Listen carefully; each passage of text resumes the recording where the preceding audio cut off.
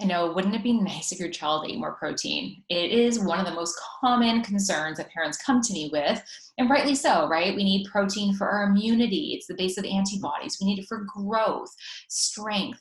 And, on average, when we think about numbers, children need about zero point 0.7 grams per kilo.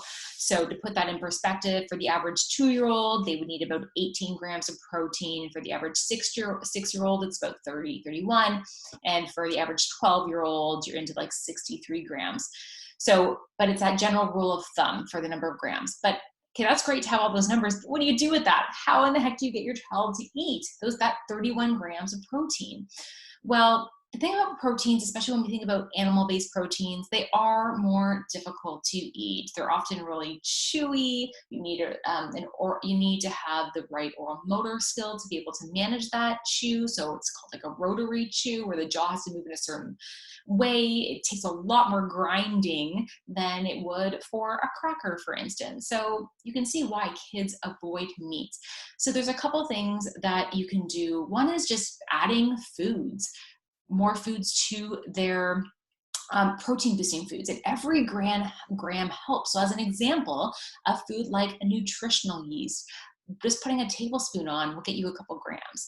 And nutritional yeast it has like a cheesy flavor.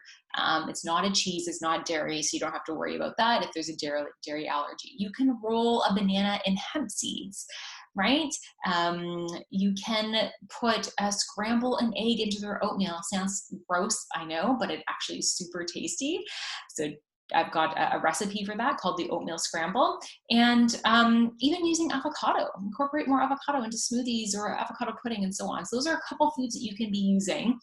And additionally, if you are a family that does eat meat, then what you want to think about is moist and crispy or crunchy, right? Those are the kind of like the textures that will send kids, that will turn them off when it comes to meat. So if you can make a meat that is like a really slow roast in lots of like broth to make it super soft, or you can do or even putting meat on a stick makes it a lot more manageable, and cutting it into tiny pieces that your child knows that they can manage it.